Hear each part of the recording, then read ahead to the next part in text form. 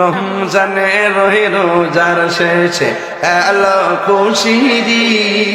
বলো রমজানে রহি রোজার শেষে এলো খুশিরি তো আপনাকে আজ বিলিয়ে দেশন আসমানি তাগি তোর সোনা দানা বালা খানা সব রাহে না তোর সোনা দানা বালা খানা সব রাহে না দে যাকাত মুর্দা মুসলিমেরা ভাঙাইতে নিন বল রমজানে রহি রোজার শেষে এলো খুশিরি ঠিক না বে ঠিক রে বাবা সবাইকে আমার প্রতি খুশি আপনার প্রতি আমি অত্যন্ত সন্তুষ্ট আই রিয়েলি প্লিজড আমি খুবই সন্তুষ্ট হয়েছি যে আপনারা ধৈর্যের সাথে আজকের ওয়াজ শুনেছেন সাফিরের বেড়া ওয়াজ করবো দুর্গাপুরের বেড়া এমনি বয়ে থাকবো এটা ভালোবাসা ছাড়া সম্ভব না কথা কোন ঠিক না ঠিক এই ভালোবাসা অটুট থাকবে তো ইনশাল্লাহ আব্বা বসেন বাবা 5-10 মিনিট জিকির করবে এই তো আপনি বসুন আমি দেখতেছি কি করা যায় আমার চেয়ারম্যান সাহেব এটা একটু গরম দিন আমার চেয়ারম্যান সাহেব আমার চেয়ারম্যান ভাই শাহজাহান ভাই বলছেন যে একটা প্রশ্ন করছেন শুরুতেই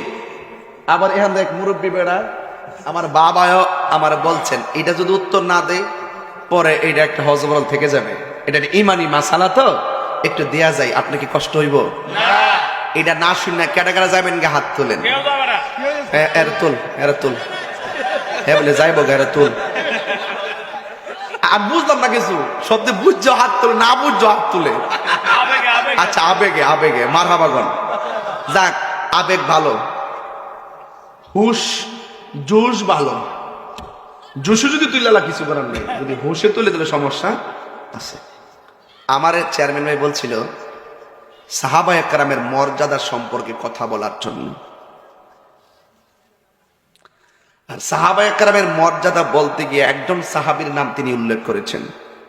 সেটা হলো হযরতে আমিরে মুআবিয়া রাদিয়াল্লাহু তাআলা আনহু সুবহানাল্লাহ যার আব্বার নাম হলো আবু সুফিয়ান জোরে কোন সুবহানাল্লাহ তিনি ইসলাম ধর্ম গ্রহণ করে মুসলমান হয়েছেন যুবক ভাইরা আমার আপনাদেরকে বলি হযরতে আমিরে মুআবিয়া রাদিয়াল্লাহু তাআলা আনহু সাহাবী কি সাহাবী না এটা কি মোল্লার কথা মানবেন নাকি ইমামদের কথা মানবেন নাকি নবীর কথা মানবেন আমার নবীজি সাহাবায়ে কেরাম সম্পর্কে বলেছেন লা তাসুব্বু আসহাবি তোমরা আমার সাহাবীকে গালি দিও কেন আসহাবি কান্নুজুম